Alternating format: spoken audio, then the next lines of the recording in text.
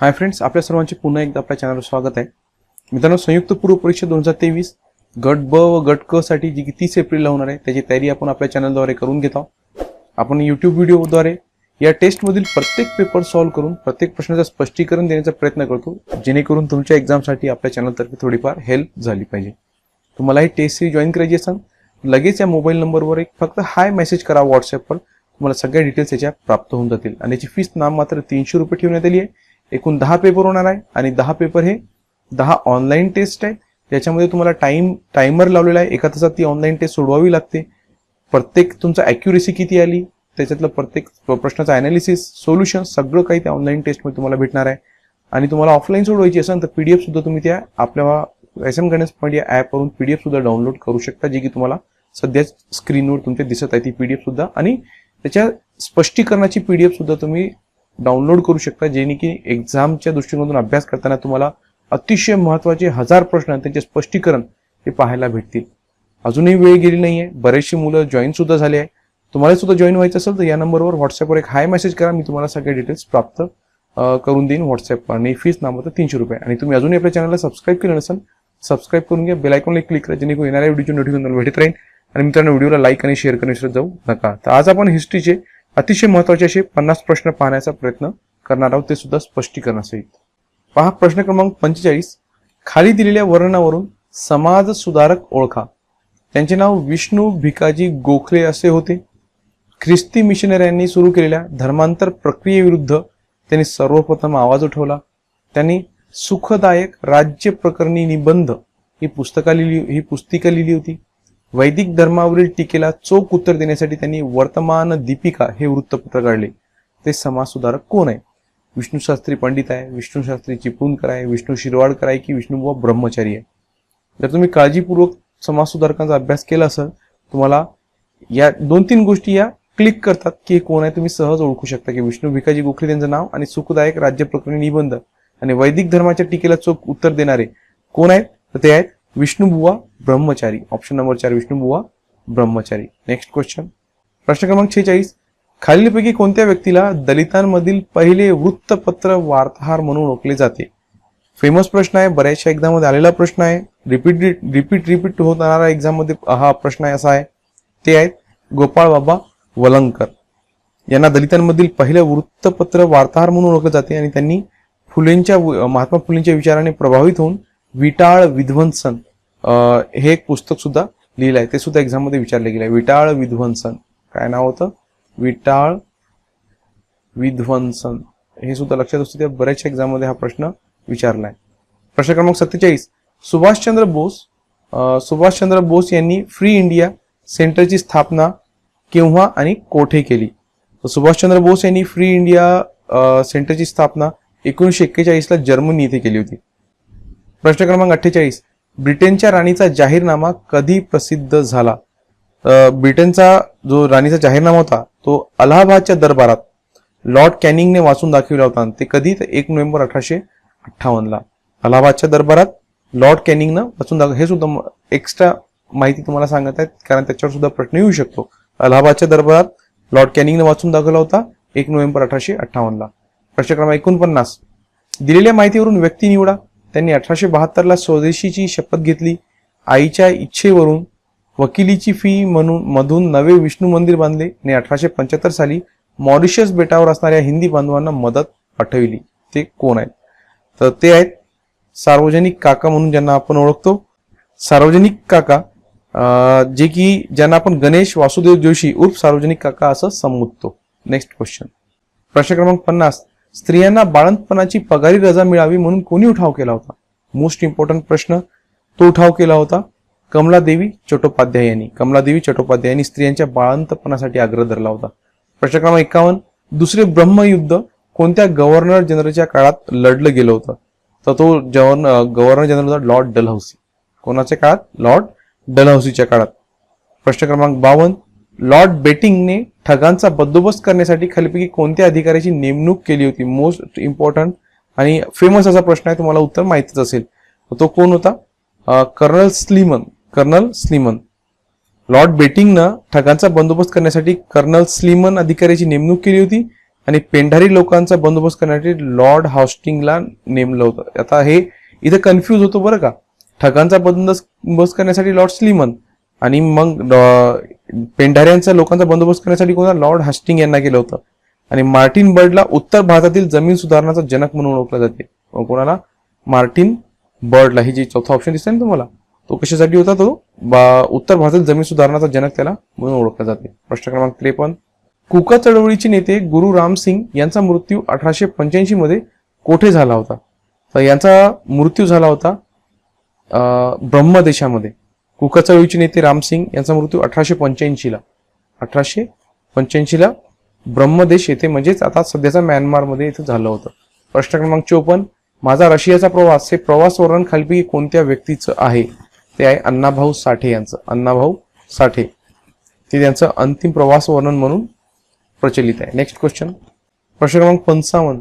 असहकार चळवळ सुरू असताना न्यायालयावरचा बहिष्कार यशस्वी झाला होता. यामध्ये खालीलपैकी कोणत्या वकिलांनी आपली वकिली व्यवसायाचा त्याग केला होता?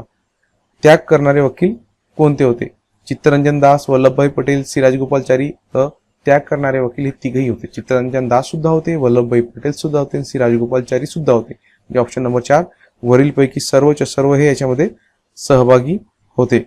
गांधीजी जे महत्व वाढलं होतं तेव्हा असहकार चळवळीमध्ये यांनी सुद्धा पुढाकार या लोकांनी घेतला होता आणि आपल्या वकिलीचा त्याग केला होता. नेक्स्ट क्वेश्चन पाहू. प्रश्न क्रमांक 56.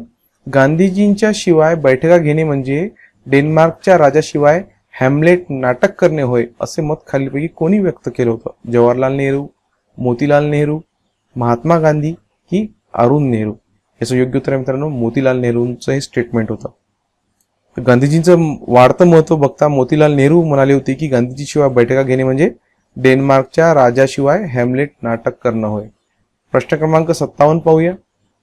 राजश्री शाहू महाराज यांच्या कार्याबद्दल खालील घटनांचा योग्य क्रम लावा.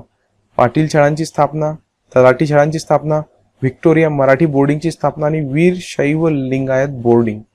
तर सगळ्यात पहिले बघा कोण येतो? तर 1901 ला त्यांनी स्थापन केलं होतं व्हिक्टोरिया मराठा बोर्डिंग. हे कधीच आहे? 1901चं. ही सगळ्यात पहिली घटना आहे.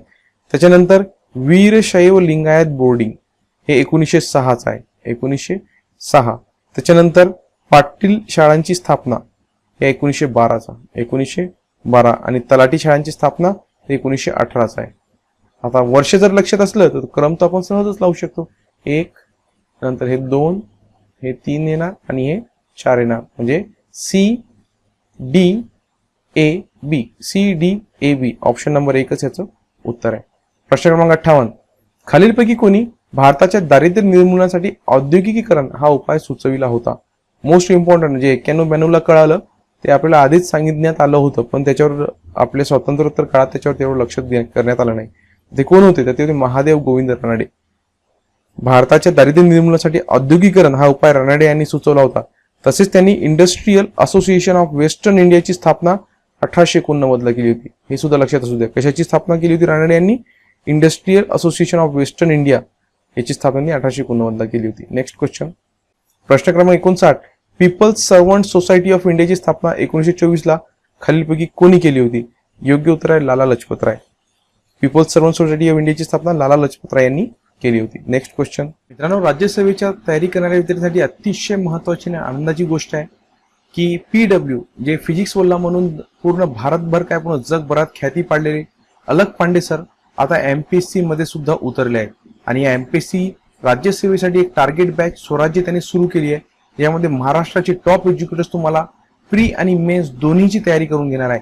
आणि अलक पांडे सरांची विशेषता अशी आहे मित्रांनो की ग्रामीण भागातील विद्यार्थ्यांना परवडेल अशा किमतीमध्ये प्री आणि मेन्स दोन्ही MPSCच्या परीक्षेची फीस त्यांनी ठेवली आहे फक्त 3,999. तुम्हाला हे बॅच जॉईन करायचं असेल त्याच्यात बरेचसे फीचर्स तुम्हाला प्राप्त होणार आहे. त्याच्यातील उत्कृष्ट शिक्षक तुम्हाला इथे प्राप्त होतील. दररोज सराव चाचण्या इथे घेतल्या जातात, त्यांचं स्पष्टीकरण दिले जाते. दररोजचे लाईव्ह क्लासेस आहे. PYQ ची चर्चासत्रे होतात आणि प्री आणि मेन्स साठी टेस्ट सिरीज सुद्धा आयोजित केले जातात. तर फीस आहे नाम मात्र 3,999. आणि जर तुम्ही आपल्या चॅनलचे व्ह्यूअर असाल तर तुमच्यासाठी अजून मी तुम्हाला इथे डिस्काउंट प्राप्त करून देऊ शकतो. त्यासाठी तुम्हाला कोड यूज करावा लागेल PSC028. PSC028 जर तुम्ही हा कोड यूज केला तर 750 रुपये अजून तुम्हाला इथे डिस्काउंट भेटून जाईल. तर ही कोड यूज करा आणि 750 रुपये अजून तुमची कमी होऊन जाईल. म्हणजे जवळपास 3200 रुपयामध्येच तुम्ही प्री आणि मेन दोन्ही बॅच जॉईन करू शकता. वेळ करू नका, आजच स्वराज्य बॅच जॉईन करा आणि प्री आणि मेनची तयारी करून घ्या. प्रश्न क्रमांक 46, खालील वर्णनावरून व्यक्ती ओळखा. ते अमृत बाजार पत्रिकेचे संपादक होते. त्यांनी इंडिया लीगची स्थापना केली. त्याच्यानंतर राजकीय जागृती घडून आणणे हा त्यांचा हेतू होता. अरविंद घोष, शिरीष कुमार घोष, सुरेंद्रनाथ बॅनर्जी की आनंद मोहन बोस. पहिले दोन वाक्य जे आहे ना ते फार महत्वाचे, त्याच्यावरूनच ती व्यक्ती आपण ओळखू शकतो. तिसरं वाक्य थोडा संभ्रम निर्माण करणार आहे. तर ते व्यक्ती होते शिरीष कुमार घोष, ज्यांचा जन्म आहे 1840चा. शिरीष कुमार घोष प्रसिद्ध भारतीय एक राष्ट्रवादी पत्रकार म्हणून त्यांची ओळख होती. अमृत बाजार पत्रिका त्यांनी संपादक होते आणि सोबत स्वातंत्र्य सैनिक होते आणि इंडिया लीगच्या संस्थापकांपैकी ते एक होते. इंडिया लीगचे जे संस्थापक होते त्याच्यापैकी एक शिरीष कुमार घोष सुद्धा होते. आणि 1897 मध्ये त्यांनी चैतन्य महाप्रभूंच्या चरित्रावर इंग्रजीत एक पुस्तकही रचलं होतं. तसंच ते भक्ती विनोद ठाकूरांचे मित्रही होते, ज्यांना ते सप्तम गोस्वामी म्हणत असत. तर उत्तर आहे शिरीष कुमार घोष. नेक्स्ट क्वेश्चन, प्रश्न क्रमांक 47 पाहूया. भारतातील सर्वात प्रभावशाली प्रतिसरकार हे महाराष्ट्रात होते. मुलांच्या मनावर राष्ट्रभक्तीचा संस्कार करण्यासाठी या सरकारने कोणत्या संघटना उभारल्या? राष्ट्र सेवा दल, तुफान सेना की आझाद सेना? तर आपुला आपण करू कारभार हे सूत्र 1942च्या चले जाव आंदोलनात क्रांतिसिंह नाना पाटील यांनी प्रतिसरकार स्थापन करून प्रत्यक्ष अंमलात आणलं होतं. लक्षात असू द्या, वाक्य काय होतं? आपुला आपण करू या कारभार. त्याच्यामध्ये त्यांनी तुफान सेना, आझाद सेना आणि राष्ट्र सेवा दल सेना या स्थापन केल्या. तुफान सेना, आझाद सेना, राष्ट्र सेवा दल सेना. म्हणजे उत्तर काय असणार यापैकी? सर्वच. ऑप्शन नंबर 3 सर्वच. तुफान सेना जी होती ते कुंडल येथे त्यांनी युद्धशाळा सुरू केली होती. आझाद सेना GD लार्ड फील्ड मार्शल तुफान सेनेमध्ये सहभागी होते आणि राष्ट्र सेवा दल सुद्धा त्यांचंच होतं. तर ऑप्शन नंबर 3 याचं उत्तर राहणार. नेक्स्ट क्वेश्चन, प्रश्न क्रमांक 48, खालील घटनांचा योग्य कालानुक्रम असलेला अचूक पर्याय निवडा. देसाई लियाकत करार, ऑगस्ट ऑफर, क्रिप्स मिशन आणि त्रिमंत्री योजना. कालानुक्रम योग्य प्रकारे लावायचा आहे. तर याचा योग्य कालानुक्रम होतो मित्रांनो, सगळ्यात पहिले काय झालं होतं तर ऑगस्ट ऑफर होतं. त्याच्यानंतर होतं क्रिप्स मिशन, हे 2 नंबरला होतं, हे 1 नंबरला होतं. त्याच्यानंतर देसाई लियाकत करार आणि शेवटी होतं त्रिमंत्री योजना. म्हणजे ब क अ ड, ब क म्हणजे ऑप्शन नंबर 4 याचं उत्तर आहे.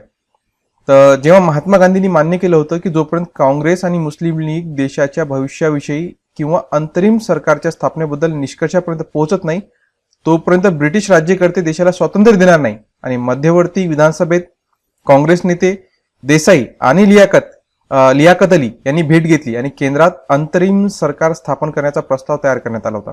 त्याला देसाई लियाकत ठराव हा मुस्लिम लीगच्या नेत्यांना शांत करण्यासाठी 1942 ते 45 मधील राजकीय गतिरोध दूर करण्याचा प्रयत्न होता. 1942 ते 45 दरम्यानचं. त्याच्यानंतर देसाई लियाकत करार होता. त्याच्यानंतर 8 ऑगस्ट 1940 रोजी ऑगस्टचा प्रस्ताव चौधरी चंद्रवीर सिंग यांनी मांडला होता, ज्यामध्ये मुस्लिमांच्या हिताचा उल्लेख करण्यात आला होता आणि सांगण्यात आलं होतं की अल्पसंख्याकांच्या मान्यतेशिवाय सरकार कोणतेही घटनात्मक बदल करू शकत नाही. त्यानंतर काँग्रेसनं विरोध केला आणि हा प्रस्ताव मुस्लिम लीगसाठी एक हत्यार ठरला होता, ज्याच्या जोरावर आता आपल्या सर्व मागण्या पूर्ण होऊ शकतात. आणि यानंतर 1942 चे क्रिप्स मिशन आणि 45 ची वेवेल योजना आखण्यात येणार होती. त्याच्यानंतर जी त्रिमंत्री योजना होती, त्रिमंत्री योजनेमध्ये काय होतं की 1945 साली भारताला स्वातंत्र्याची स्वप्ने पडू लागली होती. म्हणजे जवळपास दिसू लागलं होतं की आता स्वातंत्र्य भेटणारच आहे. कारण याच वर्षी इंग्लंडमध्ये झालेल्या निवडणुकीत हुजूर पक्षाच्या जागी मजूर पक्ष सत्तेवर आला होता आणि या मजूर पक्षाचा पहिला पंतप्रधान जो होता क्लेमेंट ॲटली यानं तो अतिशय भारताच्या नेत्यांचा जवळचा मानला जायचा. आणि 15 मार्च 1946 रोजी क्लेमेंट ॲटलीने ब्रिटनच्या संसदेत 1948 मध्ये भारताला स्वातंत्र्य देण्याचं घोषित सुद्धा केलं होतं. आणि म्हणूनच भारतासोबत पुढील वाटाघाटीसाठी मार्च 1946 मध्ये इंग्लंडचे त्रिमंत्री मंडळ भारतात आलं. आणि त्याच्यामध्ये कोण कोण होतं तर lord Pethick Lawrence, Stafford Cripps, Alexander हे याचे सदस्य होते. आणि त्यांनी इंग्लंडची जी योजना होती ती भारतीय नेत्यांपुढे मांडली आणि त्याला त्रिमंत्री योजना म्हणून ओळखल्या जाऊ लागलं. तर याचं जे कालानुक्रम आहे ब क अ ड, ऑप्शन नंबर 4 याचं उत्तर आहे. नेक्स्ट क्वेश्चन पाहूया. प्रश्न क्रमांक 49, 1932च्या कायद्यानुसार प्रांतिक स्वायत्ता अंमलात येऊन स्थापन झालेल्या सरकारचे प्रांतानुसार प्रधानमंत्री अशा जोड्या लावा. प्रांत आणि त्यांचे प्रधानमंत्री याच्या योग्य जोड्या लावा. तर मद्रासचे होते सी राजगोपालाचारी. त्याच्यानंतर बॉम्बे बाळकृष्ण खेर. त्याच्यानंतर मध्य प्रांत NV खरे आणि संयुक्त प्रांत जवाहरलाल नेहरू. म्हणजे 2-1-4-3 2-1-4-3 ऑप्शन नंबर 3 याचं उत्तर असणार. नेक्स्ट क्वेश्चन, प्रश्न क्रमांक 50. विविध व्यक्तींनी बाळ गंगाधर टिळक यांचा उल्लेख केल्याप्रमाणे जोड्या लावा. महात्मा गांधी, विन्स्टन चिरॉल आणि पंडित नेहरू या तिघांनी बाळ गंगाधर टिळक यांचा उल्लेख कोणत्या शब्दांमध्ये वाक्यांमध्ये केलं होतं ते आपल्याला इथं जोड्या लावायचे आहे. तर महात्मा गांधी यांनी त्यांचा उल्लेख केला होता आधुनिक भारताचा निर्माता किंवा आधुनिक भारताचे निर्माते. त्याच्यानंतर विन्स्टन चर्चिल यानं केलं होतं भारतीय असंतोषाचे जनक आणि पंडित नेहरूंनी भारतीय क्रांतीचे जनक. असे या तिघांनी यांच्याबद्दल वाक्य त्यांचे फेमस आहेत, कोट फेमस आहेत. तर याचं उत्तर असणार ऑप्शन नंबर 2-2-3-1. नेक्स्ट क्वेश्चन, प्रश्न क्रमांक 51. 1920 मध्ये नागपूर येथे झालेल्या असहकार आंदोलनाचे ठराव कोणते?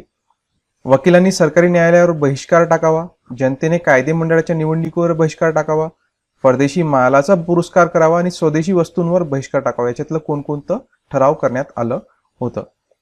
तर याच्यातलं पहिलं बघा, वकिलांनी सरकारी न्यायालयावर बहिष्कार टाकावा करेक्ट आहे. जनतेने कायदे मंडळाच्या निवडणुकीवर बहिष्कार टाकावा हे सुद्धा करेक्ट आहे. परदेशी मालाचा पुरस्कार करावा नाही, चुकलं. म्हणजे साधं बेसिक स्टडी जरी असेल तर आपल्याला हे समजून जाईल की चुकीचं आहे. आणि स्वदेशी वस्तूंवर बहिष्कार टाकावा असू शकते का? नाही. हे क आणि ड चुकीचे. अ ब करेक्ट आहे. अ ब अचूक, क ड चूक. म्हणजे ऑप्शन नंबर 1 याचं उत्तर आहे. आपण थोडं असहकार चळवळीचं अजून थोडंसं डिटेलमध्ये माहिती पाहू, कारण मोस्ट इम्पॉर्टंट टॉपिक आहे. एक्झाममध्ये एक तरी प्रश्न याच्यावर येतोच. तर 20 फेब्रुवारी 1920 रोजी नागपूर अधिवेशनात राष्ट्रीय सभेने गांधीजीच्या असहकाराच्या चळवळीच्या कार्यक्रमास मान्यता दिली होती आणि येथेच चळवळीचा ठराव पास करण्यात आला. आणि या अधिवेशनाचे अध्यक्ष चक्रवर्ती विजय राघवाचार्य होते. या ठरावामध्ये काही गोष्टी ज्या पास करण्यात आल्या त्याच्यामध्ये सरकारी नोकरी व पदव्या यांचा त्याग करणे, सरकारी सभा समारंभावर बहिष्कार टाकणे, सरकारी शाळा महाविद्यालयातून मुलांना काढून घेऊन त्यांना राष्ट्रीय शिक्षण संस्था दाखल करणे, सरकारी कोर्ट कचेऱ्यांवर बहिष्कार घालणे आणि पंचायत न्यायदान इत्यादीचा उपयोग करावा, प्रांतिक निवडणुकांवर बहिष्कार टाकणे, परदेशी मालावर बहिष्कार टाकणे व स्वदेशी मालाचा पुरस्कार करणे असं होतं ते. आणि दारूबंदीचा प्रचार व दारूच्या दुकानांसमोर निदर्शने करणे, टिळक स्मारक निधी निर्माण करून देशी उद्योगधंदे सुरू करावे. यावेळी निधीसाठी एकूण 2 कोटीहून अधिक रक्कम सुद्धा जमा करण्यात आली होती. आणि या चळवळीच्या वेळी चरखा हे स्वदेशी व स्वराज्याचं प्रतीक मानण्यात आलं आणि भारतातील ब्रिटिश सत्तेचा शेवट करणे आणि राष्ट्रीय शिक्षण संस्थांची स्थापना करणे ही 2 उद्दिष्टे समोर ठेवण्यात आली होती. आणि गांधीजींनी असहकाराच्या चळवळीला विधायक कार्यक्रमाची जोड दिली, त्यामुळं राष्ट्रीय चळवळ म्हणून ही निर्माण झाली आणि ग्रामीण भागापर्यंत ही पोहोचली आणि जिला जनाधार सुद्धा प्राप्त झाला होता. असहकार आंदोलनास भारतीय जनतेचा अभूतपूर्व असा प्रतिसाद मिळाला. परंतु चौरी चौरा येथे चळवळीला हिंसक वळण लागल्यानं ऐन जोमात असलेली ही असहकाराची चळवळ मागे घेण्याचा निर्णय गांधीजींनी 5 फेब्रुवारी 1922 रोजी घेतला. आणि 5 फेब्रुवारी चौरी चौऱ्याची घटना घडली. 3000 शेतकऱ्यांचा एका काँग्रेस मिरवणुकीवर पोलिसांनी गोळीबार केला व त्याचा सूड म्हणून प्रक्षुब्ध जमावानं पोलीस चौकीच पेटून दिली. त्यात जवळपास 22 पोलिसांचा मृत्यू झाला होता. नेक्स्ट क्वेश्चन पाहूया. प्रश्न क्रमांक 52. खालील विधाने अभ्यासून योग्य पर्याय निवडा. विल्यम डिग्बी यांच्या अध्यक्षतेखाली 1889 मध्ये लंडन येथे काँग्रेसची ब्रिटिश कमिटी स्थापन झाली. या कमिटीकडून 1866 ला इंडिया नावाचे मासिक सुरू करण्यात आले. योग्य पर्याय कोणता आहे तिथे आपल्याला ओळखायचं आहे. तर या ठिकाणी बघा, विल्यम डिग्बी यांच्या अध्यक्षतेखाली 1889 मध्ये काँग्रेस ब्रिटिश कमिटीचा हे सुद्धा करेक्ट आहे आणि इंडिया नावाचे मासिक सुरू हे सुद्धा करेक्ट आहे. ब दोन्ही अचूक आहेत, म्हणजे दोन्ही योग्य आहेत. ऑप्शन नंबर 2 याचं उत्तर असणार. भारतीय राष्ट्रीय काँग्रेसनं 1889 मध्ये ब्रिटनमध्ये ब्रिटिश कमिटी ऑफ इंडिया किंवा ऑफ द इंडियन नॅशनल काँग्रेसची स्थापना केली आणि ब्रिटनमधील लोकांमध्ये भारतीय समस्यांबद्दल जागरूकता वाढवणे हा त्याचा तिथं उद्देश होता. ज्यासाठी भारत सरकार जबाबदार होतं आणि WC बॅनर्जी आणि दादाभाई नौरोजी यांच्या कार्याचं अनुसरण याद्वारे केलं जात होतं, ज्यांची चार्ल्स ब्रॅडलॉ यांसारख्या कट्टर खासदारांच्या समर्थनाद्वारे ब्रिटिश संसदेत भारताची संबंधित मुद्दे उपस्थित केले जाऊ लागले होते. त्याच्यानंतर प्रश्न क्रमांक 53. पुढील विधाने अभ्यासा. 1861च्या कायद्याने सनदी सेवा परीक्षेसाठी वयोमर्यादा 25हून 23 वर्षे करण्यात आली. यानुसार 1866 मध्ये वयोमर्यादा 22 करण्यात आली आणि प्रोबेशनचा कालावधी 2 वर्षे करण्यात आला. वरीलपैकी अचूक विधाने कोणती ते ओळखा. याच्यातली अचूक विधाने आपल्याला इथं ओळखायची आहेत. तर प्रोबेशनचा कालावधी हा 2 वर्षे करण्यात आला, हा करेक्ट आहे, परंतु 22 वर्षे करण्यात आली आणि 1861 कायद्याने संधी परीक्षा 25 23 करण्यात, हे सुद्धा चुकीचं आहे. फक्त क योग्य आहे, म्हणजे केवळ याच्यातलं क ऑप्शन नंबर 3 उत्तर असणार, केवळ क हा योग्य आहे. नेक्स्ट क्वेश्चन पाहूया. प्रश्न क्रमांक 54. ब्राह्मणेतर व सत्यशोधक चळवळीतील फरकाचे मुद्दे निवडा. ब्राह्मणेतर राजकीय तर सत्यशोधक सामाजिक व धार्मिक चळवळ होती. ब्राह्मणेतर चळवळ ही दिनकरराव जावळकरांच्या विचारावर तर सत्यशोधक महात्मा फुले यांच्या विचारावर आधारित होती. ब्राह्मणेतरांमध्ये दलित जातीचे तर सत्यशोधक मध्ये इतर मागास जातींचे वर्चस्व होते. याच्यातले आता फरकाचे मुद्दे कोणते ते आपल्याला ओळखायचं आहे. तर याच्यातले फरकाचे मुद्दे जे होते की ब्राह्मणेतरांमध्ये दलित जातीचे तर सत्यशोधक मध्ये इतर मागास जातीचे वर्चस्व होते, हे थोडं सेंटेन्स आहे ना, हे चुकीचं आहे. तर याच्यामध्ये अ ब परंतु फरक हे त्यांच्यामध्ये दिसायचं. तर क सोडून सर्व ऑप्शन नंबर 3 याचं उत्तर आहे. महात्मा ज्योतिराव फुले यांची सत्यशोधक चळवळ व मुंबई व चेन्नई प्रांतात सुरू झालेली ब्राह्मणेतर चळवळ ती कधीची होती? 1917 ते 37 पर्यंत चालली होती. त्याला पुढे नेण्याचं काम दिनकरराव जावळकर यांनी केलं होतं आणि ते हवेली तालुक्यातील महातोबाची आळंदी या गावचे शेतकरी होते. त्यांची शेतीचा शेवटचा तुकडा सन 1925 सालीच गुजर सावकाराच्या घशात गेला होता आणि छत्रपती शाहू महाराजांनी त्यांना कैवारी नावाचे वृत्तपत्र काढून दिले होते. ते त्याचे संपादकही होते.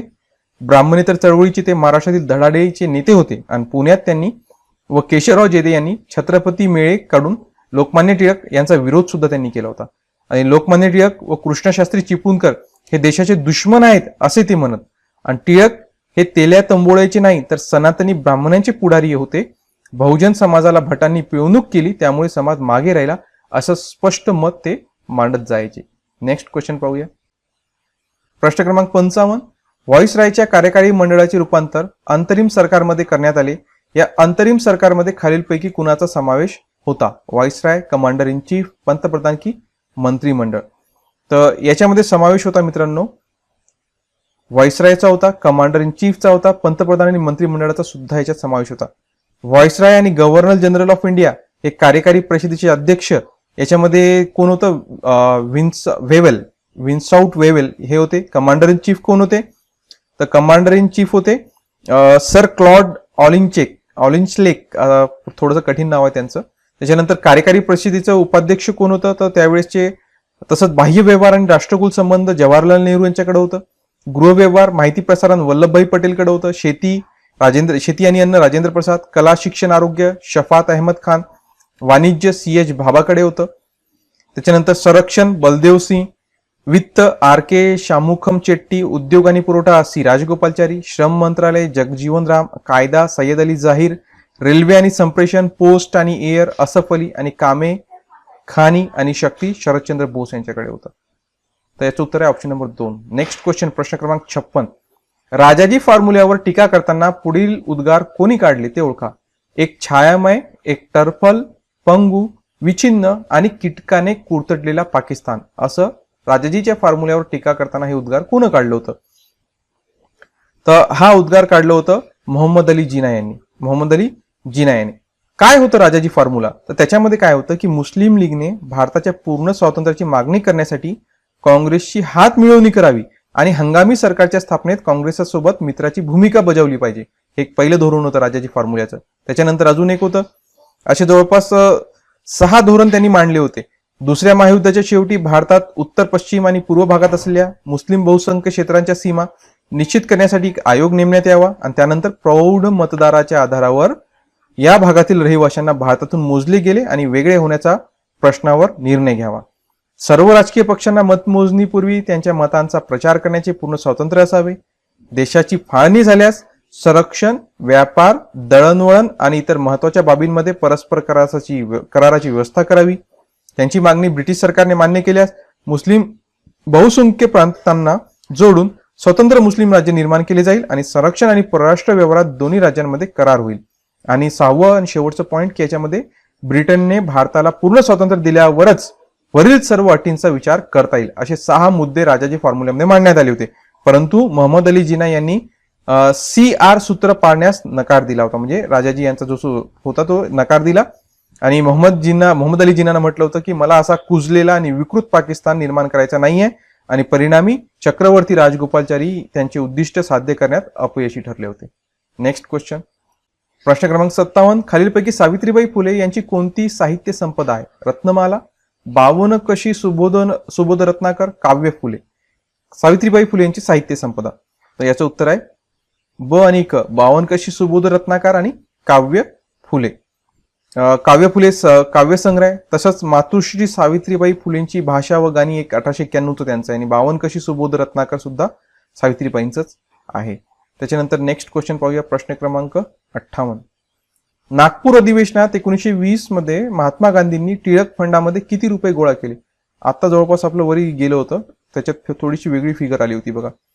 तर असहकार चळवळीच्या एका वर्षात महात्मा गांधींनी टिळक स्वराज्य निधीची घोषणा केली होती आणि बाळ गंगाधर टिळकांच्या पहिल्या पुण्यतिथीनिमित्त आणि भारताच्या स्वातंत्र्य लढ्यात ब्रिटिशांच्या राजवटीला प्रतिकार करण्यासाठी 1 कोटी रुपये जमा करण्याच्या उद्देशाने हा निधी स्थापन करण्यात आला होता आणि 30 जून निर्धारित मुदतीत पैसे आले तेव्हा निधीबाबत संशय चुकीची असल्याचे सिद्ध झाले आणि गोळा झालेल्या रकमेपैकी जवळपास 37 लाख रुपये एकट्या मुंबईने दान केलं होतं, ज्यामुळे गांधी या शहराला बॉम्बे इज ब्युटिफुल असं संबोधू लागले होते. 1 कोटीचं उद्देश ठेवण्यात आलं होतं, परंतु जवळपास मित्रांनो इथं 2 कोटीची सुद्धा फिगर येते की 2 कोटी पेक्षा जास्त रुपये जमा झाले होते आणि एकटे मुंबईकडूनच 37 लाख रुपयाची देणगी ती जमा झाली होती. नेक्स्ट क्वेश्चन पाहूया, प्रश्न क्रमांक 59. अयोग्य जोडी निवडा.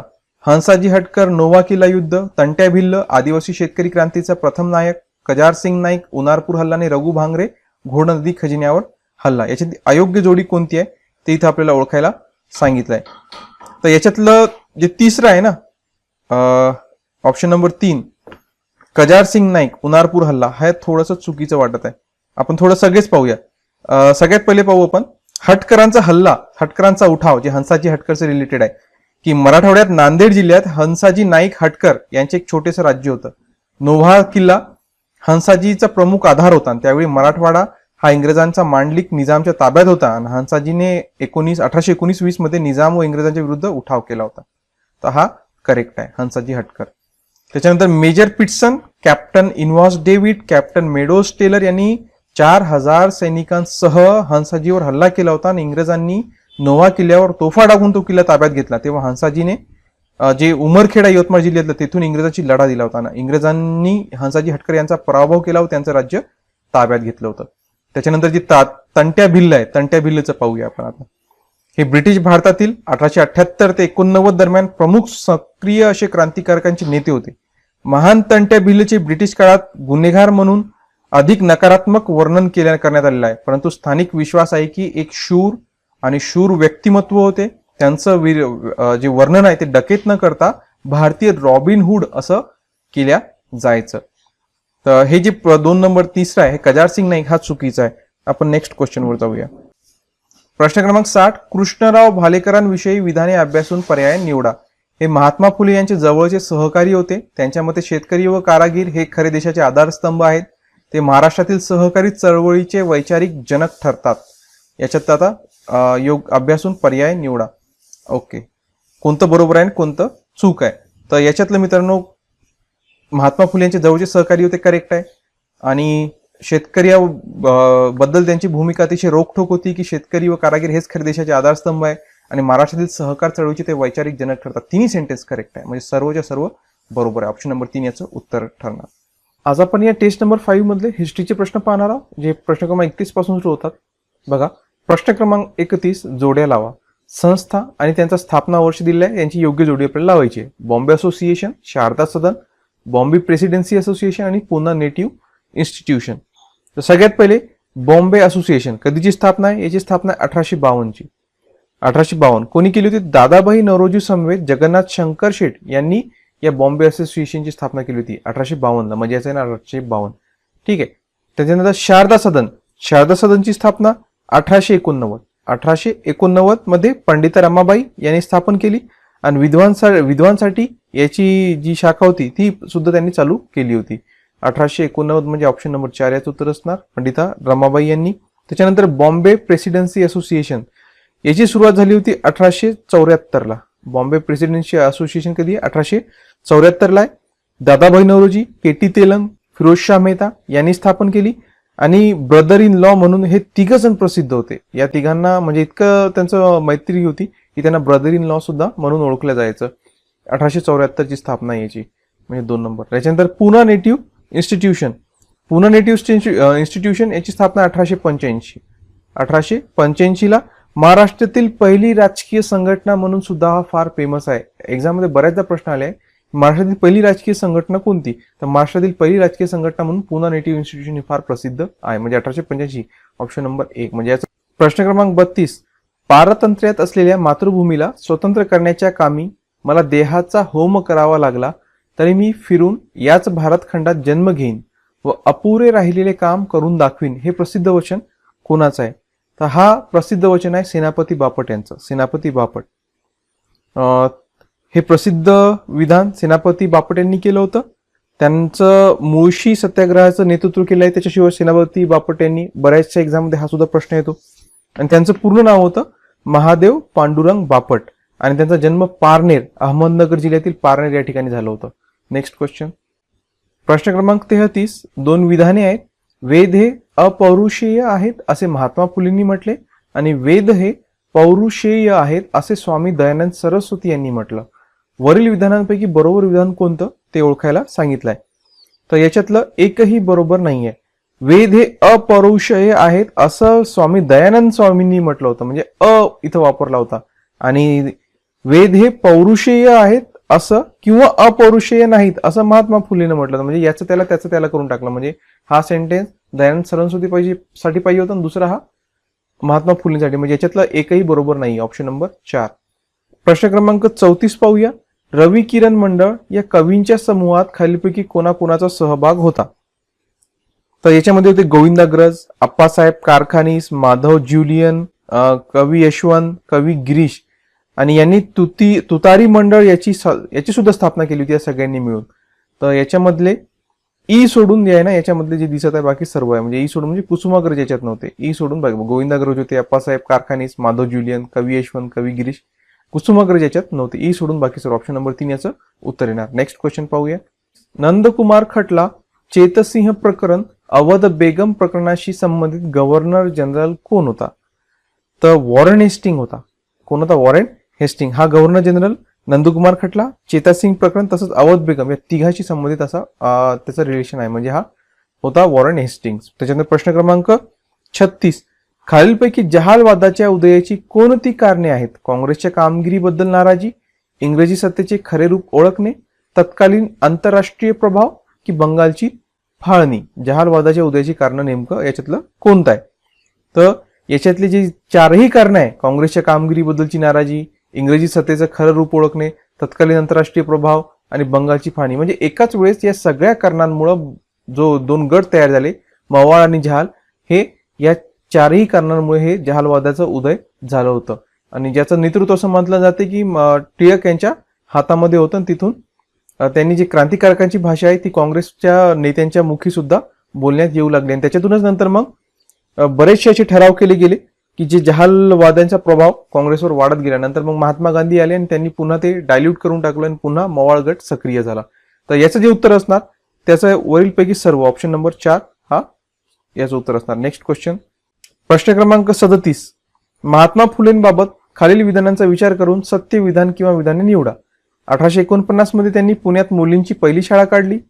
त्यांनी हंटर कमिशन पुढे 1848च्या उच्च शिक्षण मोफत व सक्तीचं करावं अशी मागणी केली आणि गुलामगिरी हा ग्रंथ त्यांच्या मृत्यूनंतर प्रकाशित झाला. त्यांच्याबद्दल कोणतं विधान सांगितलं? सत्य विधान. बघा, हे पाहणं थोडं काळजीचं आहे, कारण या ठिकाणी सत्य विचारलं की असत्य विचारलं त्याच्यावर उत्तर डिपेंड असते ना. आपण याच्याकडे जास्त लक्ष देत नाही, तिथं सिली मिस्टेक होतात. तर थोडंसं काळजीपूर्वक हे वाचत जा. सत्य विचारलं, योग्य विचारलं की असत्य की अयोग्य, हे पाहणं फार आवश्यक आहे. तर याच्यातलं सत्य विचारलं आपल्याला, मग सत्य कोणकोणतं आहे? तर 1849 मध्ये मुलींची शाळा उघडली. आता हा तर फार फेमस आहे, सगळ्यांना माहित असलंच पाहिजे. 1849 नाहीये, कधी 1848 आहे.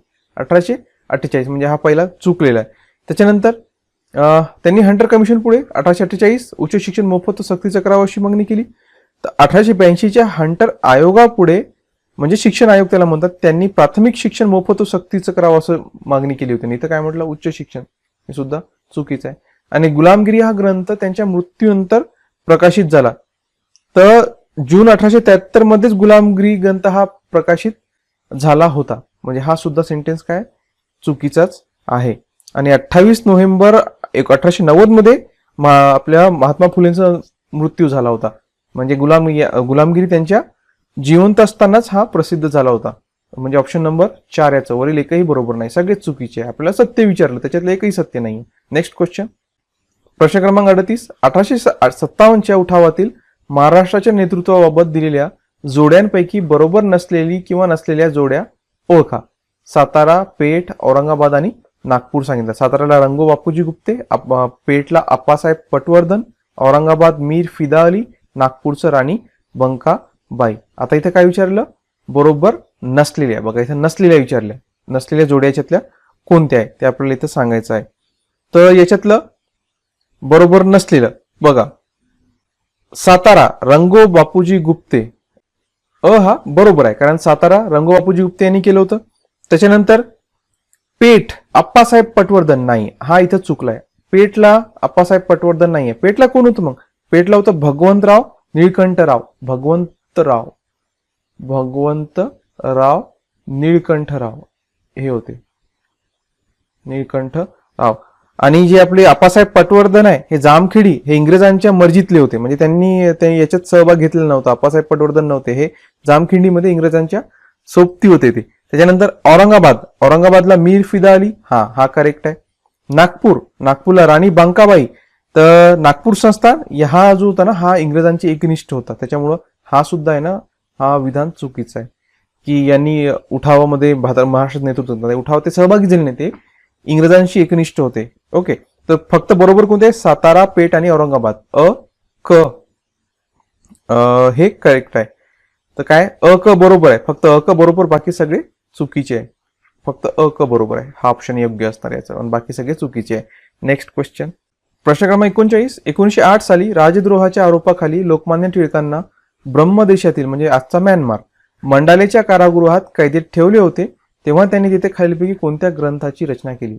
फार फेमस असं ग्रंथ होतं आणि सगळ्यांना याचं उत्तर सुद्धा माहित असेल, कारण बऱ्याचदा रिपीट झालेला प्रश्न आहे. तो ग्रंथ होतं गीता रहस्य. फक्त बरोबर, ऑप्शन नंबर 1. मंडालेच्या कारागृहात असताना लोकमान्य टिळकांनी हा ग्रंथ लिहिला होता. ओरायन हा ग्रंथ, जे इथं सांगितलं ना 3 नंबरचं ओरायन, हा ग्रंथ त्यांनी मंडालेच्या तुरुंगात असताना लिहिलेला नाहीये. ओके, त्याच्यानंतर गीताई हा ग्रंथ विनोबा भावेंनी लिहिलाय. बघा हा गीताई, हा तर विनोबा भावेचा, हा लोकमान्य टिळकांचा नाहीच आहे. ओके, नेक्स्ट क्वेश्चन, प्रश्न क्रमांक 40. असहकार चळवळीचा एक भाग म्हणून न्यायालयांवर बहिष्कार टाकण्याचे काम हाती घेण्यात आले, परंतु काही वकिलांनी न्यायालयात जाणे सोडलं नाही. खालीपैकी ते कोणते वकील होते. नानासाहेब देवगेकर, अण्णासाहेब भोपटकर, वासुदेवराव दास्ताने आणि विजय जयकर. आणि पर्यायी उत्तरे खाली दिलेली आहे. ओके, तर आपण पाहूया ते कोण होते. तर असहकार चळवळ जी की ऑगस्ट 1920 ला सुरू झाली आणि 1922 ला चौरीच्या घटनेनंतर महात्मा गांधींनी ही चळवळ मागे घेतली होती. तर याच्यामध्ये भोपटकर बॅरिस्टर हे पुणे येथील, त्याच्यानंतर अण्णासाहेब भोपटकर आणि बॅरिस्टर जयकर हे जे होते यांनी याच्यात सहभाग घेतला नव्हता, त्यांनी जाणं सोडलं नव्हतं. तर हे ब आणि ड आहेत, ब आणि ड, ऑप्शन नंबर 3. आणि जे बहिष्कार टाकणारे वकील होते त्याच्यामध्ये ते नानासाहेब देवदेकर कुठलचे होते, तर हे होते उंबरगाव. कुठलचे आहे ते, उंबरगावचे वकील होते. त्याच्यानंतर वासुदेवराव दास्ताने, जिथे ऑप्शन नंबर क दिसत आहे, हे कुठलचे आहे, भुसावळ. यांनी जाणं बंद करून टाकलं होतं, भुसावळचे. याच्याशिवाय अजून होते रामचंद्र शंकर होते सोलापूरचे. प्रसिद्ध व्यक्तींची नाव आहे बरं का. अष्टपुत्रे साताऱ्याचे, यांनी सुद्धा जाणं बंद केलं होतं. मग जाणं बंद न करणारे भोपटकर आणि बॅरिस्टर जयकर. फक्त ब व ड बरोबर आहे. ओके, नेक्स्ट क्वेश्चन, प्रश्न क्रमांक 41. मुळशी सत्याग्रहातील पहिले सत्याग्रही म्हणून कोणाला ओळखलं जाते. ओके, मुळशी सत्याग्रह रिलेटेड कोणत्या जिल्ह्याशी आहे, तर पुण्याशी आहे. आणि या सत्याग्रहात 1921 ते 24 पर्यंत झाला होता, जवळपास 3 वर्ष. आणि या सत्याग्रहाचं नेतृत्व केलं होतं सेनापती बापट. आता आपण वर याच्याविषयी माहिती पाहिली. आणि या सत्याग्रहात शंकरराव देव हे पहिले सत्याग्रही म्हणून ओळखले गेले. शंकरराव देव. आणि आपल्याला काय विचारलं, पहिले सत्याग्रही तेच आहे, शंकरराव देव. तर तात्यासाहेब केळकर, शिवरामपंत परांजपे यांचा सुद्धा या सत्याग्रहामध्ये सहभाग होता. ओके, केळकर आणि परांजपे यांचा सुद्धा याच्यात सहभाग होता, परंतु पहिले शंकरराव देव म्हणून ओळखले गेले. त्याच्यानंतर प्रश्न क्रमांक 42, पंडिता रमाबाईंनी कोणत्या ग्रंथाची रचना केली नाही, नाही विचारलं. तर स्त्री धर्मनीती, बायबलचे मराठीत रूपांतर, वाक्य मीमांसा की the high caste Hindu woman. तर याच्यातली वाक्य मीमांसा या ग्रंथाची त्यांनी रचना केली नाही. बाकी स्त्री धर्मनीती, बायबलचं मराठीत रूपांतर आणि द हाय कास्ट त्यांनी केलेलं आहे. तर याच्यातलं फक्त क बरोबर, फक्त क बरोबर आहे. ते कोणाचं आहे मग, वाक्यमीमांसा कोणाचं आहे, यांचं नाहीये, पंडित रमाबाईंचं नाहीये, तर मग कोणाचं आहे, तर याची रचना केलेली आहे गोपाळ गणेश आगरकर यांनी. वाक्यमीमांसा कोणाचं आहे, आगरकर यांचा आहे, गोपाळ गणेश आगरकर यांनी याची, बाकी सगळे यांचीच आहे. ठीक आहे, इथे तिन्ही ग्रंथ पंडित रमाबाईंनी यांची रचना केलेली आहे. नेक्स्ट क्वेश्चन पाहूया, प्रश्न क्रमांक 43. योग्य जोड्या लावा. गट अ आणि गट ब दिसत आहे. कोळ्यांचा उठाव, भिल्लांचा उठाव, शेतकऱ्यांचा उठाव आणि शेतकऱ्यांच्या संघटना, आणि इकडं ते ठिकाण, यांची योग्य जोडी आपल्याला लावायची. तो कोळ्यांचा उठाव कुठे झाला होता, हा मध्य प्रदेश आणि गुजरातला झालेला आहे. भिल्लांचा उठाव अरवली विद्या पर्वतामध्ये. शेतकऱ्यांचा उठाव कर्धे, सुपे आणि शेतकऱ्यांच्या संघटना पाहुणा, म्हणजे ॲज इट इज आहे की नाही, जशाच तशी उत्तर आहे. 1 2 3 4, ऑप्शन नंबर 2, ऑप्शन नंबर 2 याचं उत्तर असणार. नेक्स्ट क्वेश्चन पाहूया, प्रश्न क्रमांक 44. 24 मार्च 1909 रोजी रिकामी जागा यांना व्हॉइसरायच्या कौन्सिलचे सदस्य म्हणून नियुक्त करण्यात आले. कोण होते व्यक्ती ते, तर सत्येंद्र सिन्हा यांची 24 मार्च 1909 रोजी व्हॉइसरायच्या कौन्सिलचे सदस्य म्हणून नियुक्ती करण्यात आली होती. कोणाची, सत्येंद्रनाथ सिन्हा, ऑप्शन नंबर 4 याचं उत्तर आहे. प्रश्न क्रमांक 45. सायमन कमिशन 1927 मध्ये खालीलपैकी कोण सदस्य म्हणून नव्हते, lord Birkenhead, Clement Attlee, George Lane Fox, Donald Howard. तर सर जॉन सायमर यांच्या अध्यक्षतेखाली शाही कमिशन गठीत करण्यात आलं होतं, आणि या कमिटीतील एकूण 7 सदस्य होते. किती सदस्य होते सायमन कमिशन मध्ये, एकूण 7 सदस्य होते. आणि याच्या विशेषता अशी होती की याच्यात एकही भारतीय नव्हता, म्हणून त्याचा प्रचंड विरोध सुद्धा करण्यात आला. एकही याच्यात भारतीय नव्हता. याच्यातले सदस्य कोण होते मग, सर जॉन सायमन होते, एडवर्ड कॅडेगॉन होते, क्लेमेंट ॲटली होते, म्हणजे क्लेमेंट ॲटली बघा हे सदस्य होते, क्लेमेंट ॲटली. त्याच्यानंतर कॅडेगॉन ऑप्शन मध्ये तर दिलंच नाहीये त्यांनी, क्लेमेंट ॲटली होते. हॅरी लेवी लॉरेन्स सुद्धा होते. त्याच्याशिवाय वर्नाग हर्टशॉन होते. डोनाल्ड हॉवर्ड सुद्धा याचे सदस्य होते. त्याच्यानंतर जॉर्ज लेनफॉक्स सुद्धा सदस्य होते. असे हे 7 होते. म्हणजे राहिलं कोण, बर्कनहेड हे सदस्य नव्हते. उत्तर असणार ऑप्शन नंबर 1, हे याचे सदस्य नव्हते. प्रश्न क्रमांक 17. खालील पर्यायातून अयोग्य जोडी कोणती ती ओळखा. इथं अयोग्य जोडी सांगितलेला आहे. दुसरे मैसूर युद्ध 1880 ते 84, आणि अयोग्य जोडी सांगितली आहे, आणि हीच मित्रांनो अयोग्य जोडी आपल्याला इथं सापडली. ही अयोग्य जोडी का बरं, कारण की जे दुसरं म्हैसूर युद्ध आहे, दुसरं ब्रिटिश म्हैसूर युद्ध म्हणून त्याला ओळखलं जाते. हे म्हैसूरचा राजाचा जो शासक होता त्यावेळेसचा हैदर अली, म्हणजे टिपू सुलतान यांचे वडील, आणि ब्रिटिश ईस्ट इंडिया कंपनी यांच्यामध्ये 1780 ते 1784 दरम्यान झालं होतं. ओके, आणि इथं काय म्हटलं 1880, त्याच्यामुळे हा जी जोडी आहे ना ही चुकीची आहे, कारण ते युद्ध झालं होतं 1780 आणि 84 मध्ये. कोणामध्ये झालं होतं, ब्रिटिश वर्सेस हैदर अली. त्याच्यानंतर प्रथम इंग्रज मराठा युद्ध 1775 ते 82, जोडी करेक्ट आहे. पहिलं इंग्रज आणि मराठा युद्ध हे मराठा साम्राज्य आणि ब्रिटिश ईस्ट इंडिया कंपनी यांच्यात 1775 ते 1782 दरम्यान लढलं गेलं. सुरतेच्या तहापासून सुरू झालेलं हे युद्ध सालबाईच्या तहानीशी संपलं, आणि सदर युद्ध गव्हर्नर जनरल वॉरन हेस्टिंगच्या काळात घडलं होतं. म्हणजे हे करेक्ट आहे. तिसरे कर्नाटक युद्ध 1756 ते 1760, हो करेक्ट आहे. इंग्रज आणि फ्रेंच यांच्यात कर्नाटकमध्ये इसवी सन 1746 ते 1763, ओके सॉरी 1756 ते 1763, म्हणजे आता फिगर थोडं फार मागं पुढं सांगितलं जाते. 1756 ते कोणी म्हणते 63, कोणी म्हणते 60 पर्यंत हे युद्ध लढलं गेलं. फ्रेंच यांच्यात कर्नाटकात झालेलं हे युद्ध कर्नाटक युद्ध, इंग्रज आणि फ्रेंच यांच्यामध्ये जे युद्ध झालं होतं त्याला फ्रेंच किंवा कर्नाटक युद्ध म्हणून सुद्धा प्रसिद्ध आहे. त्याच्यानंतर बक्सारची लढाई, आणि बक्सारची लढाई 22 ऑक्टोबर 1764, कधी आहे एक्झॅक्ट 22 ऑक्टोबर 1764. मोगल सम्राट दुसरा शाह आलम, त्याचा वजीर व अयोध्येचा किंवा त्याला अयोध्या किंवा अवध किंवा औंध सुद्धा म्हणलं जायचं. सुभेदार शुजा उद्दौला व बंगालचा सुभेदार मीर कासिम यांच्या संयुक्त आघाडी आणि ब्रिटिश ईस्ट इंडिया कंपनी यात बक्सार गावापाशी झाली होती. आणि बक्सार बिहार प्रांतात पाटण्याच्या पश्चिमेस सुमारे 100 ते 120 किलोमीटरवर गंगा नदीच्या दक्षिण तीरावर वसलेलं एक ठिकाण आहे. हे सुद्धा करेक्ट आहे. म्हणजे या ठिकाणी चुकीचं दुसरं मैसूर युद्ध. ओके, आपण प्रत्येक याच्यात डिटेल्स सुद्धा पाहून घेतली. मित्रांनो, व्हिडिओ आवडत असेल ना लाईक सुद्धा करत जा आणि तुमच्या प्रतिक्रिया काय या स्पष्टीकरणाबद्दल त्या नक्की कमेंट करत जा मित्रांनो. ते आमच्यासाठी फार फायदेशीर ठरतात. आणि तुम्हाला टेस्ट सिरीज जर जॉईन करायची असेल, हा सगळा स्पष्टीकरण तुम्हाला त्या पीडीएफ मध्ये प्राप्त होणार आहे, ज्याचा अभ्यास तुम्ही करू शकता.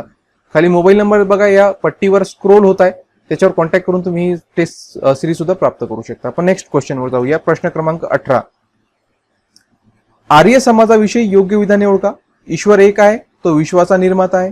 जाती व्यवस्था नष्ट करण्यासाठी संस्थेची स्थापना, वैदिक धर्माचे पुनरुज्जीवन करणे आणि ब्रिटिश सत्तेचे समर्थन करणे. योग्य विधान कोणतं आहे? योग्य विचारलंय. ओके, आर्य समाज. तर याच्यात योग्य आहे वैदिक धर्माचे पुनरुज्जीवन करणे. वैदिक धर्माचे पुनरुज्जीवन. आणि आर्य समाजानं जे सगळ्यात मोठं कार्य केलं ते धार्मिक सुधारणामध्ये केलं होतं. वेदांना प्रमाण मानून आपलं तत्वज्ञान मांडले. त्याच्यानंतर हिंदू धर्मातील मूर्तीपूजा, अवतारवाद, तीर्थयात्रा, व्रत वैकल्य इत्यादी गोष्टी त्यांनी नाकारल्या. परमेश्वराला प्रसन्न करण्यासाठी पुरोहितांची गरज नाही असं सुद्धा त्यांनी सांगितलं होतं. आणि स्वामी दयानंद सरस्वती यांनी जे लोक हिंदू धर्म सोडून इतर धर्मात गेले त्यांना पुन्हा हिंदू धर्मात आणण्यासाठी शुद्धीकरणाची मोहीम सुद्धा त्यांनी हाती घेतली होती. तर वैदिक धर्माचं पुनरुज्जीवन हा त्यांचं महत्वाचं एक आर्य समाजाचं कार्य होतं. Next question. प्रश्न क्रमांक 19. बंगाल गॅझेट नामक पहिलं भारतीय इंग्रजी वृत्तपत्र कोणी काढलं होतं? हे काढलं होतं गंगाधर भट्टाचार्य. गंगाधर भट्टाचार्य, त्यांनाच गंगा किशोर भट्टाचार्य सुद्धा म्हटलं जाते. म्हणजे पूर्ण नाव गंगा किशोर भट्टाचार्य. हे भारतीय संपादक आणि मुद्रक होते आणि बंगाली मुद्रण आणि पत्रकारितेचे ते प्रणेते मानले जातात. पहिली बंगाली पुस्तक व्यवसाय स्थापन करण्याव्यतिरिक्त भट्टाचार्य आणि रॉय यांनी कलकत्ता येथील चोर बागन स्ट्रीट, सध्याचं जे अमर बसू सरानी म्हणून ओळखलं जाते, येथे बंगाल गेझेट या पहिल्या भारतीय निर्मित वृत्तपत्राची त्यांनी स्थापना केली होती. त्याच्यानंतर प्रश्न क्रमांक 20. वेव्हेल योजनेमध्ये खालीलपैकी कोणत्या एका बाबीचा समावेश नव्हता विचारला. ओके, आंतरराष्ट्रीय संबंधासाठी व व्यापारासाठी मात्र ब्रिटिश व्यक्तीचीच निवड व्हाईसरायच्या कार्यकारी मंडळात करण्यात येईल. अस्पृश्यांना देखील व्हाईसरायच्या कार्यकारी मंडळात प्रतिनिधित्व मिळेल. व्हाईसरायच्या कार्यकारी मंडळात हिंदू मुस्लिमांचे समप्रमाणात प्रतिनिधित्व असेल आणि व्हाईसरायच्या कार्यकारी मंडळातील सदस्यांची संख्या वाढवण्यात येईल. तर याच्यातलं कोणतं जे पॉइंट आहे किंवा बाब आहे जी वेव्हेल योजनेमध्ये नव्हती विचारलं, तर याचं योग्य उत्तर आहे मित्र ऑप्शन नंबर 1. ऑप्शन नंबर 1 जे आहे ना ते या वेव्हेल योजनेमध्ये नव्हतं. का बरं नव्हतं? इथं काय सांगितलं की संबंधासाठी ब्रिटिश व्यक्ती, इथं काय सांगितलं ब्रिटिश व्यक्ती नाही, अशी ती बाब नव्हती. तर आपण थोडंफार याची माहिती घेऊ.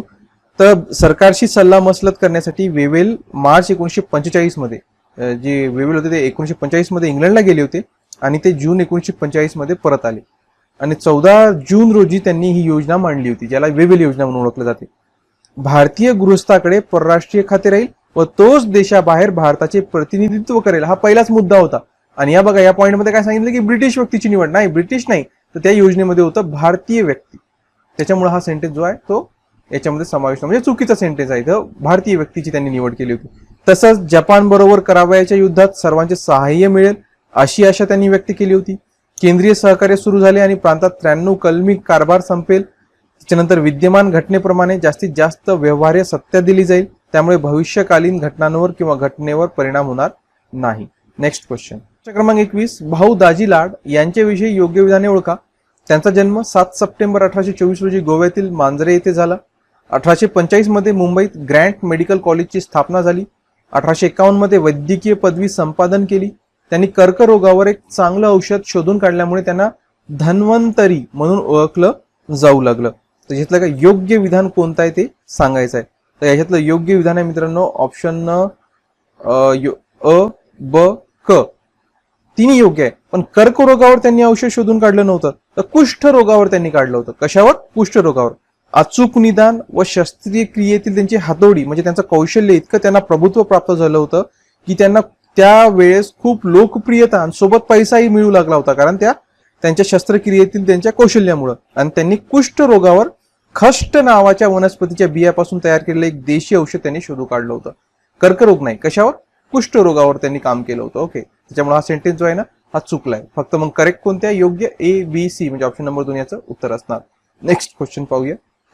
प्रश्न क्रमांक 22, योग्य जोड्या लावा. इल्बर्ट बिल, व्हर्नॅक्युलर वृत्तपत्र कायदा, बंगालची फाळणी आणि जालियनवाला बाग हत्याकांड कोण केलाय, त्यांच्या योग्य जोड्या लावायच्या आहे. सोपा प्रश्न आहे का दृष्टीने पाहिलं. हा प्रश्न मी तुमच्यासाठी सोडतो, याचं उत्तर कमेंट करा मित्रांनो. कोणती जोडी योग्य आहे. उत्तर कसं टाईप करायचं, ए लिहायचं आणि त्याच्यासोबत त्याची जोडी कोणासोबत लागते, एक सोबत लागते की दोन सोबत लागते की तीन सोबत लागते ते लिहायचं. त्याच्या खाली मग बी लिहायचं, सी डी. या प्रकारे कमेंट करा. पाहू किती लोक याचं उत्तर बरोबर देऊ शकतात. सगळ्यांनी कमेंट करा मित्रांनो. तुमच्या कमेंटमुळे बाकीच्यांचा सुद्धा फायदा होऊन जाईल आणि तुमचं सुद्धा एक रिव्हिजन होऊन जाईल की तुमचं उत्तर बरोबर आहे की नाही. लागल्यास ज्या लोकांचं उत्तर करेक्ट राहील ना त्यांना इथं ऑप्शन असतो एक हार्ट देण्याचा. त्यांना मी बरोबर उत्तर ज्यांचं आहे त्यांना हार्ट देऊन देईन, म्हणजे तुम्हाला कळून जाईल की उत्तर कोणाचं करेक्ट आहे. सगळ्यांनी कमेंट करा. आपण नेक्स्ट क्वेश्चनवर जाऊया. प्रश्न क्रमांक 23, काँग्रेसचं 1936 मध्ये पार पडलेल्या अधिवेशनाच्या वैशिष्ट्याबाबत योग्य विधान ओळखा. येथे मुस्लिम लीग व काँग्रेसमध्ये करार, अध्यक्ष अॅनी बेझंट, जहाल मवाळ गट एकत्र आले आणि हे अधिवेशन लखनौ येथे पार पडलं. तर मुस्लिम लीग व काँग्रेसमध्ये करार झाला करेक्ट आहे. अॅनी बेझंट अध्यक्ष होत्या, नाही, हा सेंटेन्स चुकला. 1935 ला अधिवेशन झालं नव्हतं, डायरेक्ट 1936 मध्ये झालं आणि त्याचे अध्यक्ष होते जवाहरलाल नेहरू. कोण होते, जवाहरलाल नेहरू. आणि याच्या नंतरचं जे अधिवेशन झालं होतं मग त्याच्यात फैजपूरचं अधिवेशन ते होतं आणि या 36चे होते काँग्रेसचे अधिवेशनाचे अध्यक्ष लखनौ येथे पार पडलेलं जवाहरलाल नेहरू. जहाल मवाळ गट एकत्र आले करेक्ट आहे आणि अधिवेशन लखनौ येथे पार पडलं, हा सुद्धा सेंटेन्स करेक्ट आहे. फक्त चुकीचं कोणतं आहे, ब नंबरचं. आणि आपल्याला योग्य विचारलं तर ACD ऑप्शन नंबर ए याचं उत्तर असणार 1. Next question. प्रश्न क्रमांक 24, महात्मा गांधी यांच्याविषयी योग्य विधाने ओळखा. 1920 सत्याग्रह या नव्या हत्याराचा अवलंब केला 20 मध्ये. 42 मध्ये भारत छोडो आंदोलन, 1906 मध्ये असहकार आंदोलन आणि 1915 मध्ये सेवाग्राम आश्रमाची स्थापना. योग्य विधान कोणतं आहे आपल्याला ओळखायचं आहे. तर या ठिकाणी योग्य विधान आहे मित्रांनो 1942चं छोडो भारत आंदोलन. का बरं, कारण गांधीजींनी जो पहिला सत्याग्रह आहे ना सप्टेंबर 1906 मध्ये केला होता. कुठे केला होता, दक्षिण आफ्रिकेमध्ये ट्रान्सवालमध्ये भारतीयांविरुद्ध सुरू असलेल्या आशियाई अध्यादेशाविरोधात. 9 जानेवारी 1906 ला त्यांनी तिथं भारतीय दिवस म्हणजे आंदोलन केलं होतं. त्यामुळेच 9 जानेवारीला या कारणामुळे तिथं भारतीय दिवस साजरा केला जातो, प्रवासी भारतीय दिवस 9 जानेवारीला आफ्रिकेमध्ये. तर पहिलं त्यांनी 1906 लाच केलं होतं, तर हे 1920 ला केलं होतं नाही, हे त्याच्यामुळे हा चुकलाय. त्याच्यानंतर असहकार आंदोलन 1 ऑगस्ट 1920चा आहे, 1906 सांगितलंय आणि बघा हा इथं चुकला, हा 1920चा आहे. त्याच्यानंतर 1915 मध्ये सेवाग्रामची स्थापना नाही, 1932 ची आहे. सेवाग्राम आश्रम 1932चा आहे, त्याच्यामुळे तिन्ही चुकीचे आहे. योग्य फक्त ऑप्शन नंबर 2. प्रश्न क्रमांक 25 पाहूया. 1857 साली भारतात कालाक्रमानुसार कोणत्या ठिकाणी विद्यापीठांची स्थापना करण्यात आली. ओके, 1857 साली. तर सगळ्यात पहिले कोलकाता युनिव्हर्सिटी ही झाली होती बघा, कोलकाता. इथं मी इंग्लिश मध्ये लिहितो थोडं. कोलकाता ही झाली होती 24 जानेवारी 1857 ला सगळ्यात पहिले. त्याच्यानंतर 2 नंबर आहे बॉम्बे युनिव्हर्सिटी. बॉम्बे युनिव्हर्सिटी ही कधी झाली होती, बॉम्बे युनिव्हर्सिटी होती 18 जुलै 1857. 18 जुलै 1857. आणि त्याच्यानंतर झाली होती मद्रास, आताचं काय चेन्नई. मद्रास युनिव्हर्सिटी ही झाली होती 5 सप्टेंबर 1857. म्हणजे तिन्ही 1857 ची आहे. कोलकाता आहे 24 जानेवारी, बॉम्बे 18 जुलै आणि मद्रास 5 सप्टेंबर. म्हणजे कोलकाता बॉम्बे मद्रास, कोलकाता बॉम्बे मद्रास. म्हणजे कोणता आहे ऑप्शन नंबर 1च याचं उत्तर आहे. याच्या डेट सुद्धा मी तुम्हाला सांगून दिल्या, लक्षात असू द्या मित्रांनो. आपल्या नोट्समध्ये जे मुलं टेस्ट सिरीज जॉईन करणार आहे त्यांना सगळ्या या नोट्स म्हणजे यांचं स्पष्टीकरण दिलेलं आहे. प्रश्न क्रमांक 26, विधवा विवाह मंडळाची स्थापना पुढीलपैकी कोणी केली. व्ही.डी. सावरकर, एम.जी. रानडे, गोपाळकृष्ण गोखले की बाल गंगाधर टिळक. याचं योग्य उत्तर गोपाळकृष्ण गोखले. कोणात केली होती, गोपाळकृष्ण गोखले. Next question. प्रश्न क्रमांक 27, अयोध्येचा नवाब शुजा उद्दौला, मीर कासिम व मुघल बादशाह शाह आलम यांनी इंग्रजाविरुद्ध मोहीम सुरू केली होती. भारतामधील इंग्रजाच्या कारवायांना लगाम लावणे. पर्यायी उत्तर 1 विधान योग्य असून 2 हे 1चं कारण आहे. आता ठीक आहे, चला आपण कोणतं विधान कोणाचं कारण आहे आणि कोणतं योग्य आहे तिथे ओळखायला सांगितलंय. तर या ठिकाणी नाही का ऑप्शन नंबर 1 हे विधान योग्य असून 2 हे 1चं कारण आहे. काय होतं की अयोध्येचा नवाब शुजा उद्दौला, मीर कासिम, मुघल बादशाह यांना इंग्रजांविरुद्ध मोहीम काढली होती. या मोहीम काढण्याचं किंवा बंड पुकारण्याचं कारण काय होतं की भारतामधील जे इंग्रजांचं साम्राज्य वाढत आहे त्याच्यावर लगाम लावणे हा त्याचा उद्देश होता. तर हे त्याचं कारण आहे. तर पहिलं सेंटेन्स करेक्ट आणि त्याचं कारण हा 2 नंबर आहे. म्हणजे 1 विधान योग्य असून 2 हे 1चं कारण आहे. ऑप्शन नंबर 1 याचं उत्तर होईल. Next question. प्रश्न क्रमांक 28, खालील दिलेले वृत्तपत्र, पुस्तके व त्यांचे संपादक यांच्या योग्य जोड्या लावा. युगांतर, भारत माता, बंदी जीवन आणि वंदे मातरम यांच्या योग्य जोड्या आपल्याला इथे लावायच्या आहे. युगांतर, युगांतर कोणाचा आहे? हा वीरेंद्र कुमार घोष यांचा आहे. भारत माता हा अजित सिंग यांचा होता. बंदी जीवन हा सचिंद्रनाथ सन्याल यांचा होता. आणि वंदे मातरम हा मादाम कामा. म्हणजे काय उत्तर? 2, 3, 1, 4. 2, 3, 1, 4 म्हणजे ऑप्शन नंबर 1 याचं उत्तर आहे. नेक्स्ट क्वेश्चन, प्रश्न क्रमांक 29, सोशलिस्ट पक्षाबाबत काय खरे नाही ते ओळखा. सविनय कायदेभंग आणि करबंदी त्यांना मान्य होती. ब्रिटिश साम्राज्याअंतर्गत जबाबदार राज्य पद्धती प्राप्त करणे त्यांचे ध्येय होते. हा पक्ष म्हणजे स्वराज्य पक्षाला आव्हान होता. काय खरे नाही विचारलं. ओके, इतकं लक्षात असू द्या. तर याच्यातलं नाही का, जे खरं नाहीये ते उत्तर आहे सविनय कायदेभंग आणि करबंदी त्यांना मान्य होती. हे जे सेंटेन्स आहे ना, हा करेक्ट नाहीये. बाकी दोन तर करेक्ट आहे. 1932च्या कायदेभंगाच्या जो चळवळीचा जोर ओसरला होता, तर काँग्रेसमध्ये सनदशीर राजकारणाचे वारे वाहू लागले होते. कायदेभंगाच्या प्रत्यक्ष चळवळीपेक्षा सनदशीर राजकारणामध्ये व्याप्ती पुढे मागे करून स्वतंत्र लढे पुढे न्यावा असा विचार काँग्रेसच्या बऱ्याचशा नेत्यांमध्ये घुसलं होतं. आणि अशा वेळी राष्ट्रीय आंदोलनास नवी दिशा देण्यासाठी, आंदोलनाची उद्दिष्टे अधिक स्पष्ट करण्यासाठी आणि स्वातंत्र्य संग्रामाच्या साधनांचा पुनर्विचार करण्यासाठी 1934 मध्ये काँग्रेस अंतर्गतच सोशलिस्ट पार्टीची स्थापना झाली होती. आणि मुंबईमध्ये डॉक्टर संपूर्णानंद यांच्या अध्यक्षतेखाली भरलेल्या पक्षाच्या पहिल्या अधिवेशनात, म्हणजे जवळपास तो भरला होता बघा 21 आणि 22 ऑक्टोबर 1934ला. आणि पक्षानं स्पष्ट केलं होतं की संपूर्ण भारत म्हणजे ब्रिटिश साम्राज्यापासून भारतातून त्यांचं विमोचन आणि समाजवादी समाजाची स्थापना होय. मिरत येथे भरलेल्या 1936 मध्ये पक्षाच्या अधिवेशनात पक्षाचे स्वरूप, कार्यक्रम, उद्दिष्ट संबंधी एक प्रबंध मंजूर करण्यात आला. आणि मिरत प्रबंध नावानं तो प्रसिद्ध सुद्धा आहे. म्हणजे हे नंतर सविनय कायदेभंगाच्या नंतर या सगळ्या घडामोडी घडल्या होत्या. त्याच्यामुळे हे खरं नाहीये. फक्त ब आणि क हे जे करेक्ट आहे. ओके, तर आपल्याला खरं नाही विचारलं, ऑप्शन नंबर 3 हे खरं नाहीये. त्याच्यानंतर प्रश्न क्रमांक 30 पहा. डॉक्टर बाबासाहेब आंबेडकरांबाबत पुढील 3 विधानांचा विचार करा. दलितांच्या राजकीय हक्कांसाठी त्यांनी 1936 मध्ये स्वतंत्र मजूर पक्षाची स्थापना केली. जरी मी हिंदू म्हणून जन्मलो असलो तरी मरताना हिंदू राहणार नाही असे त्यांनी म्हटले होते. ते त्याच वर्षी निवर्तले ज्या वर्षी त्यांनी बौद्ध धर्म स्वीकारला. तर याच्यातलं योग्य सेंटेन्स अ ब क तिन्हीचे तिन्ही योग्य आहे. अ ब क हे तिन्ही सेंटेन्स योग्य आहे. स्वतंत्र मजूर पक्षाची स्थापना डॉक्टर बाबासाहेब आंबेडकरांनी 15 ऑगस्ट 1936 साली केली होती. ओके, हे डेट पण लक्षात असू द्या. 15 ऑगस्ट 1936 साली या पक्षाचे डॉक्टर बाबासाहेब आंबेडकर अध्यक्ष होते. आणि या पक्षाचा जाहीरनामा टाइम्स ऑफ इंडिया या इंग्रजी दैनिकात प्रथम प्रकाशित करण्यात आला होता.